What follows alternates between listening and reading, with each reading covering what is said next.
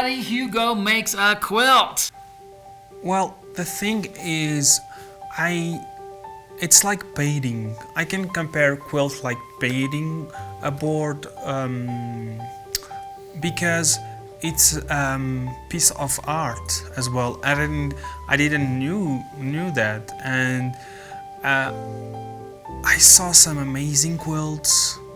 I wish I could do like nature thing, landscapes, and I'm impressed with people.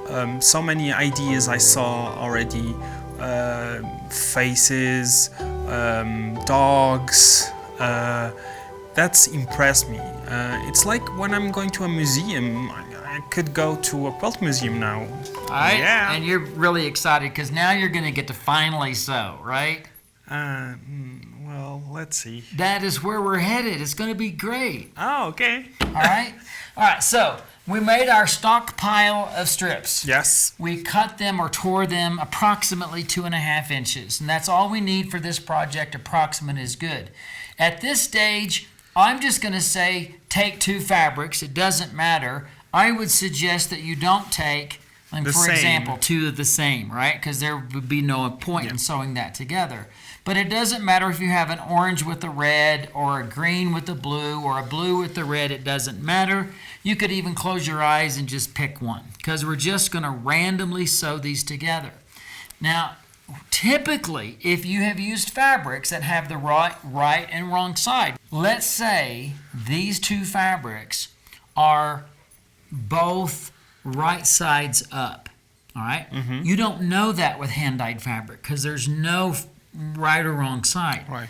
And we learned with the batik, it's almost impossible to tell the right from the wrong side. So for your project today, you're not having to worry a lot. But for those of you who are using commercial fabrics that are printed, you'll have a front side, back side, right side, and wrong side. So you're going to take your right sides, put them right sides together, and we will then sew the seam. Because when you open the seam, they will be both right sides. Like a book. Like a book. Oh, right. So right sides up. So the goal is going to be to start learning how to do, see now we got strings because we tore, and that's fine. Oh my gosh. And remember, that's the part we're going to say about don't let the dogs get into it, right? Yeah. All right. So we're going to put these right sides together, and because we have the 1/4 inch foot on the machine, the goal is going to be to put the fabrics on the right edge of that foot. Okay. All right. And whenever you, in this case, I could say hit the gas, which is the foot control that makes it go. It's like driving a car, okay? And this, honestly, he's never done a sewing machine, so this is first time, all right? It is. If you hit the gas too fast, it's going to go, all right? So you got to be careful. Nonetheless, on this particular machine, when I hit the gas, the foot is going to lower down onto the fabric. These guys, I'm going to point, these 2 edges right here, do you see those 2 kind of serrated things? Those are called feed dogs. Feed dogs, right? To feed this through, this is a term, feeding it through, so that they are the responsible for grabbing and pulling everything through. Okay. Most machines have only feed dogs at the bottom on the lower. On this Bernina, on this particular machine, there is a lever that I can lower, and that little lever also has some little grabbing things on the bottom. So when it goes down, both of them are feeding the fabric, which makes more fast. Not faster, it just makes it go even. Because if you've only got the feed dogs on the bottom, it's pulling the bottom fabric and the top fabric is kind of being forced to go under the foot. Okay. But if you've got even feed, they're both grabbing the fabric and they're going to pull evenly on both fabrics. If I had another machine, how are we gonna sew it?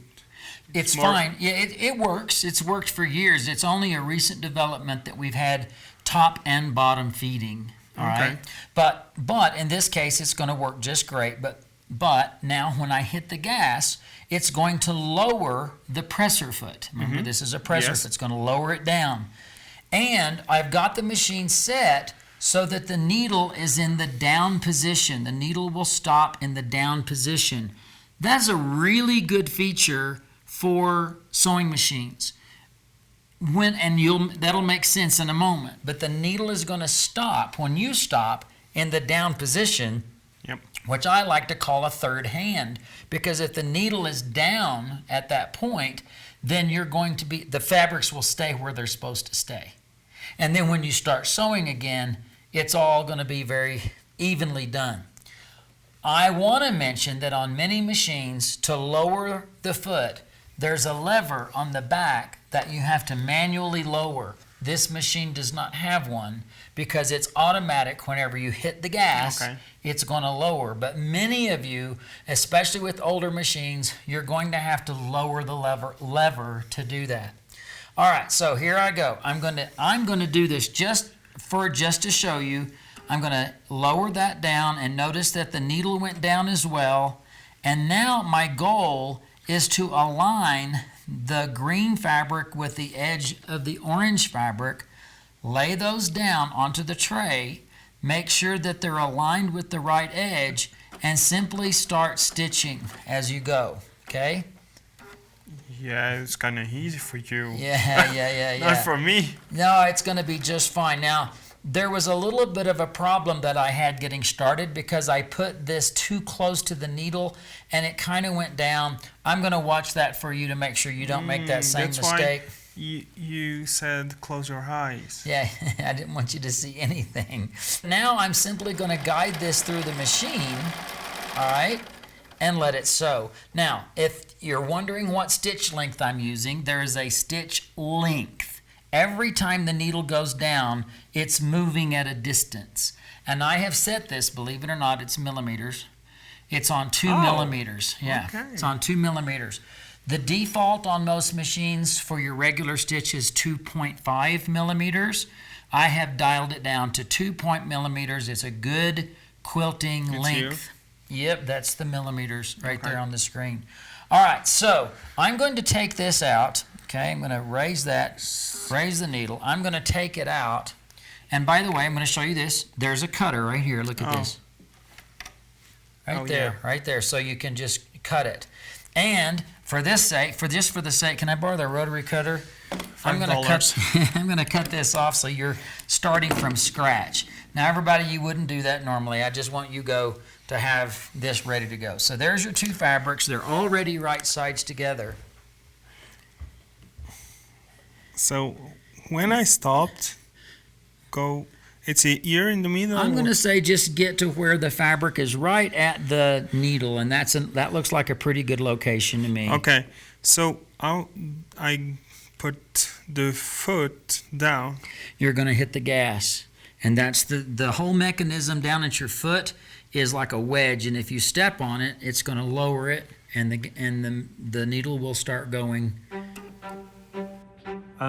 So when I saw Ricky show me and preparing all these kinds, I said to me, I will do it, or I will do it well.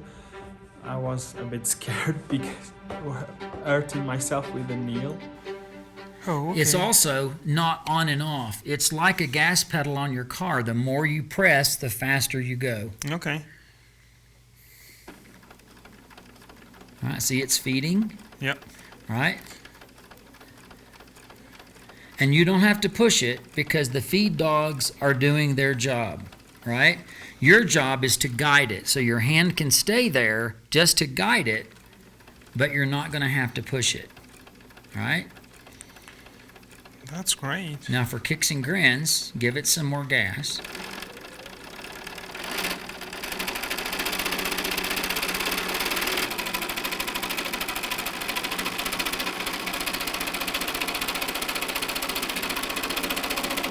Okay, wait, stop. Look how far away from the needle. I'm just big. Now, this is important, so hang with me here. Okay? What's that look?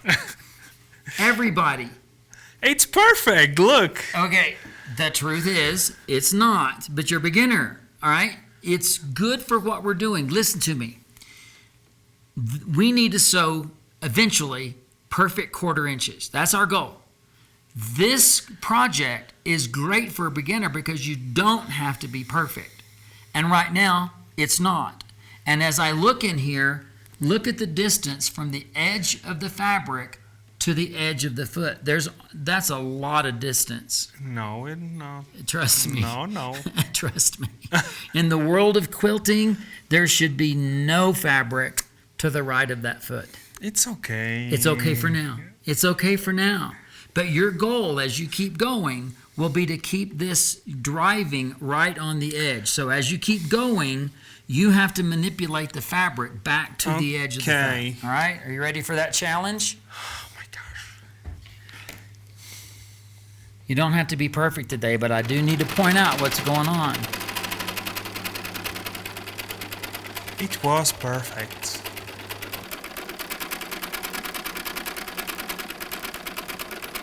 You're doing great.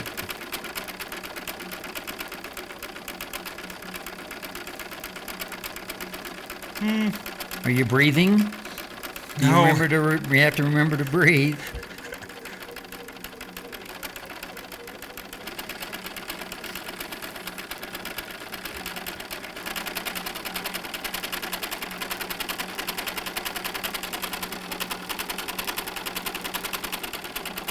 There you go. That looks great. Now, this is the first seam you've ever sewn in your entire life, Hugo. That's great. You are recording. I can show. You can show the world. All right, now, stop. Do you see how it's getting off right here? You have to reach under there and make sure that's really critical at the very end, that everything stays aligned. And by the way, if you do sew through your finger, it just hurts for a short while. I have done it plenty of times. Some people are going to say you're not a real quilter till you've sewn through your finger. Okay, now, on this particular machine, it has an automatic cut, but otherwise, you have to raise the needle, and then you have to raise the presser foot, and then we have to use the cutter on the side or a pair of snips or scissors or something. Pull it out and cut it over this little cutter bar. Pull down. Oh, like this. Yeah, Okay. just pull down. Yep. And that's going to cut. Yay. So Oh my now gosh. you've made your first seam. High five. Oh, look at the difference. Yeah. So, all right. So good, because you're looking at it. So let's get over here closer to this camera. What are you trying to show me? Well, I think this is the perfectly the way that you ask me to do it. Yep. And then I start like, Right. And this is about where I stopped you and we had a conversation. yeah, so it's your fault. I'll take it. Oh. I'll let it all be my fault. But look, it stayed wide, all right? And then it got better. When you talk again, I was stopping to help you. And now look at the end. You got better and better. So that's the practice. The thing of it is, for this project, everyone, this is why it's a great for beginner. Because, seriously, Hugo, quilting is very precise for many, many things. To get perfect points and measured and so forth, the 1/4 inch becomes a huge thing in quilting. But for the project we're doing for you as a beginner, it's okay if it's a little off. And after you sew this entire pile of fabric, do you think that you're going to be better by the end? I think, yeah. Yeah, that's the goal. Well, if you don't talk. Okay, I won't talk. So now I'm going to do what's called chain piecing for this, okay? As long as we have enough thread in the bobbin, you can pick up 2 strips, you can sew them till you get to the end, and then you can get 2 more strips and just start them without cutting the thread in between. And so you're making a chain. Oh, okay. Okay? Yep. So we call that chain piecing, and that's what we're going to do. We're not going to do that all on camera. I'm just going to let you start sewing, and we'll come back and check with you and see how you're doing in a little bit. Okay? Okay. All right. So here you go. Maybe There's next week. No, maybe in the next hour. Here's your next set of fabrics. If that's the right size, How do you put them together? Yep, like there you this? go. Exactly. Okay? All right, have fun.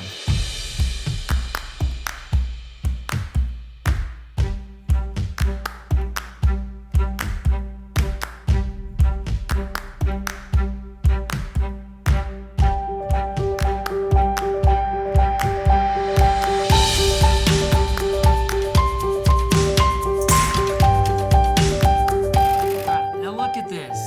You've done what? 10 strips, maybe 12, and you're like a pro already. So Whoops. what did you learn? You can use the cutter there. Just bring it over to you and down. There you go. So what did you learn? Well, I think when I started, it was difficult to manage two hands. I think the two first strips was kind of challenge, but then I need to practice more. Practice, yeah, sure. So Yeah. here's the thing. When we first looked at what you did first, which is absolutely, I mean, seriously, I know I'm saying, no, be careful, you're away from the edge and all of that, and I know you're messing with me about that. But the truth is, I watched you do these 12 strips or whatever they are that we've done, maybe 14 at the most, and right at the end, how fast you were going. Now, you don't have to go fast, but your confidence level was Yeah. here. But I think when I start the strip, I do the two ends, Right? and then I just control like you did. Yeah. I learn a lot, so kind of feel more confident for the future project. I don't know. We'll see. I don't know. Honestly, the first 8 to 10 inches and the needle's just chugging and you're getting the feel of it. But this was what, maybe 30 minutes of sewing that we've done since we took a little break. No, 5 minutes. Was not 5 minutes. We can argue about that, but I can promise you it was not 5 minutes. But I'm just really excited about at the end, you were guiding it well. The seams, take a look at these seams because this is like the last one that you did. That seam is very accurate all the way down. Let's do it on this side because I think it's a little easier to see. So that seam is very accurate, and this is your first day ever sewing on a sewing machine and trying to do quarter-inch seams.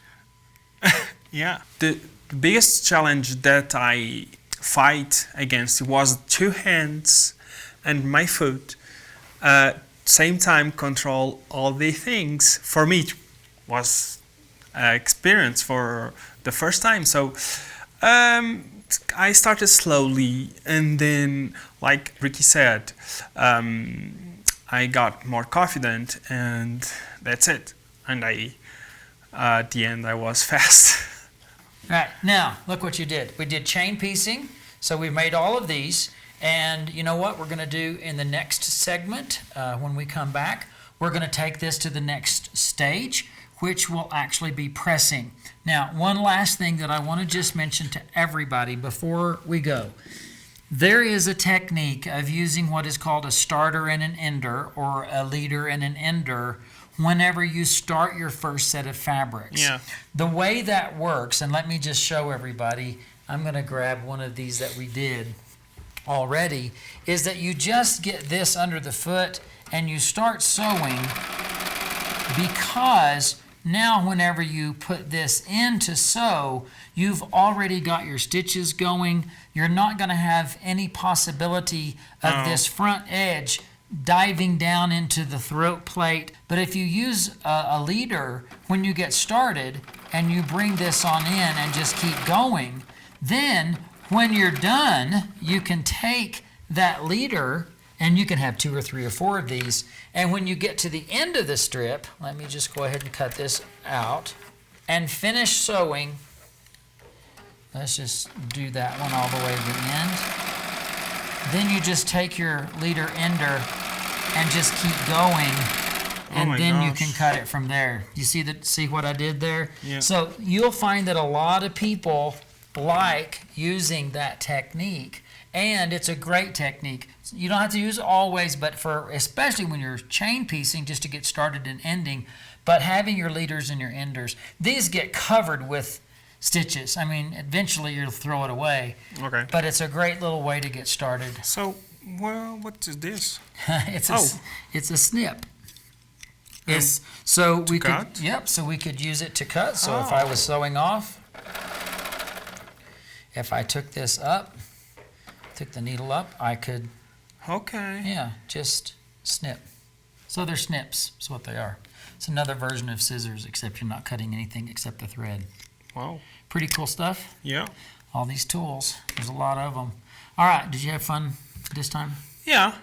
Yes. Oh, look at him. He's like, yeah, maybe I had some fun. It's your idea to do this. You better have some fun.